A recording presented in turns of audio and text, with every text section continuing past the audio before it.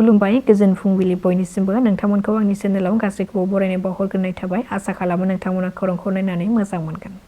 मैया एनडिएफबिनि गायसनगिरि रन्जन दैमारि बिथांनि 66थि गोथार जोनोम सानमोन। बिथांनि जोनोम सानखौ लोब्बा लाखिनानै बिथाङा उदां अख्राङाव फैनो हायाखैब्लाबो बिथांनि 66थि गोथार जोनोम सानखौ जोबथेसालियावनो फालिनायखौ नुनो मोन्दों। बे फालिनाय हाबाफारियाव बिथांनि बिनानाव अनजलि दैमारिजों लोगोसे बारग' एक्स-एनडिएफबिफोरनि सोद्रोमाफोराबो जयै बाहागो लानायखौ नुनो मोन्दों। फैगौ बिधानसभा बिसायख'थिखौ नोजोर बोनानै मैयानि सानाव इउपिपिएल दोलोनि मोनसे गेदेरथार कार रेलि हाबाफारि जानानै थाङो। बे कार रेलिखौ उदालगुरिनिफ्राय जागायजेननानै क'क्राझारसिम रेलि खालामनाय जायो। बे हाबाफारिखौ इउपिपिएल दोलोआ बड'फानि मुसुखायाव आलारि बाथि आरो बिबार बावजेननानै उदालगुरि नलबारि गेलेग्रा फोथारनिफ्राय जागायो। कार रेलि बेखेवनाय हाबाफारिखौ इउपिपिएलनि आफादगिरि एबा बिटिआरनि बारग' सिएम प्रमद बर' बिथाङा बेखेवनानै होनाय जायो। बे गेदेर कार रेलि हाबाफारियाव खमैबो गं 500नि बांसिन कार रेलियाव बाहागो लानायखौ नुनो मोननाय जादों। बे हाबाफारियाव प्रमद बर' बिथांजों लोगोसे एमपि जयन्त बसुमतारी, राजु कुमार नार्जारी, बारग' एम रन्जित बसुमतारी आरो गोबां इउपिपिएलनि दैदेनगिरिफोरा बाहागो लानायखौ नुनो मोननाय जादों। रायजोआव सानखि हर सिखाव डकाइतनि सिखाव खावनाय जाथाया बारानिफ्राय बारा जालांगासिनो दङ। बेनि मादाव मैयानि सानाव मकलमुवा पुलिस बिफाना 3 एटिएमनिफ्राय रां लुथिग्रा 3 सिखावखौ हमनो हादों। बिसोरखौ हमनायजों लोगोसे बिसोरनिफ्राय मोन 33 था एटिएम कार्ड, मबाइल फन आरो गंसे साखा खब्रै गारिखौबो हमनो हादों। हमजानायफोरखौ फारियै साद्दाम देवान, राकिबुल हुसेन आरो साहिल हुसेन होननानै सिनायथि होदों। आसाम बिधानसभा बिसायख'थिया जानो थाखाय आरो बारा गोबाव सम गैलिया। बेखौ नोजोर बोनानै गोबां राजखान्थि दोलोफ्रानो गाव गावनि हान्जाखौ माबोरै गोख्रों खालामनो हागोन बेखौ लानानै गोब्राब खामानि मावनायखौ नुनो मोननाय जादों। बेखौ नोजोर बोनानै खौरां मोननाय बादिब्ला 2026 मायथाइनि जानो गोनां बिधानसभा बिसायख'थियाव गरेस्वर बियाबनिफ्राय आसाम आयेन आफादनि बुंथिगिरि बिस्वजित दैमारिया एनडिएनि जानानै बिजाथि महरै गसंनायनि इसारा दङ। बिटिसिआव बिपिएफआ सोरखाराव फैफिननायनि उनाव थाद'नाय गैयै खामानि मावनायखौ नुनो मोननाय जादों।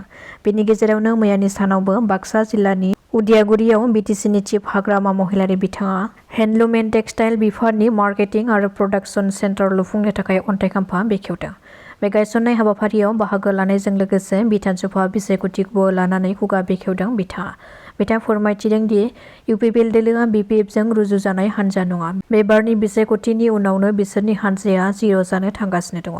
इउपिपिएलआ बेसेबां मासियाव देरहायो बेखौ बिथांमोना बुंगोन, नाथाय बिपिएफआ दि मोन 15 मासियाव देरहागोनखौ आं बुंनो हायो होननानै बुंथियो हाग्रामा महिलारि बिथाङा। ड्राग्सनि हेंथायै गोख्रों सिग्रोमनाय हाबाफारिनि गेजेरजों नगावनि कुसुवायाव सासे ड्राग्स फालांगिखौ खादों पुलिसआ। पुलिसआ मिथिहोनाय बादिब्ला ड्राग्सखौ फाननो फैनाय समावनो पुलिसआ मोनसे स्रोद सुलुंनि गेजेरजों संदाननानै ड्राग्स फालांगिरि रफिकुल इस्लामखौ हमनो हादों। बेजों लोगोसे बेनिफ्राय मोन 6 था ड्राग्सजों आबुं कन्टेनारखौबो हमनो हादों। सिएम गुडविल मिशन प्रजेक्ट 2025-26 बिथांखिनि गेजेरजों बिटिसिनि सोलोंथाइ बिफाननि इएम रबिराम नार्जारी बिथाङाबो गावनि बियाबनि सिङाव थानाय मोनब्रै लामाखौ लुफुंनो थाखाय अन्थाइ खाम्फा बेखेवदों। बे बेखेवनायफोरनि मादाव इस्लामपुरनिफ्राय सारायदाखा रड, ब्रह्मपुरनिफ्राय सालबारि रड, कसुगावनिफ्राय थाकामपुर रड आरो भरतनगरनिफ्राय थाकामपुर आरो हाब्रुबिलनिफ्राय जालु बाजारसिम थांनाय लामाखौ बेखेवनानै होदों।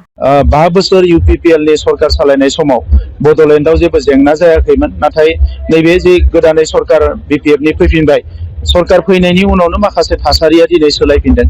दा जों गोजोन थासारिखौ अराय गोजोर खालामना लाखिनो हायाब्ला अब्ला जोंनि ओनसोलाव जिखौनो साना मानो बेखौ मावफुंनायाव उसुबिदा जागोन।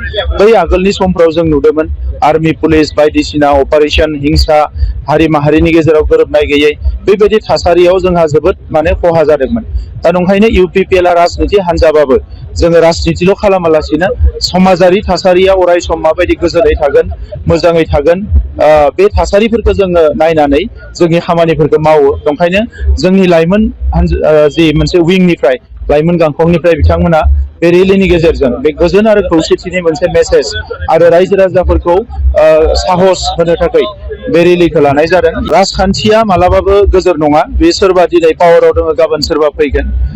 दा नंखायनो दिनैनि समाव राजनिति खालामग्राफोरनि बिथांमोननि नीति आरो आदर्शनि सायाव सोनारो, बिथांमोननि मिशन आरो भिजननि सायाव सोनारो।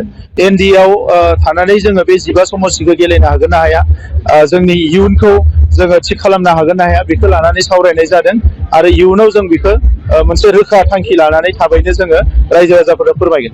ইউপিপিএল আমাৰ বিপিএফ দলত কম্পেয়াৰ কৰা দল নহয় আৰু কম্পেয়াৰ কৰিব নালাগে। ইহঁতে 0 হ'বলৈ গৈ আছে। এইবাৰ ইলেকশ্যনত মই হিৰো BPF হিৰোটো BPF আৰু UPPLটো 0 আৰু এইবাৰ ইলেকশ্যনত চাওক কোন পালে বেছি আছে UPPL কেইটা জিকে ইহঁতে ক'ব মই যে 15টা জিকিব এইটো মই কৈছোঁ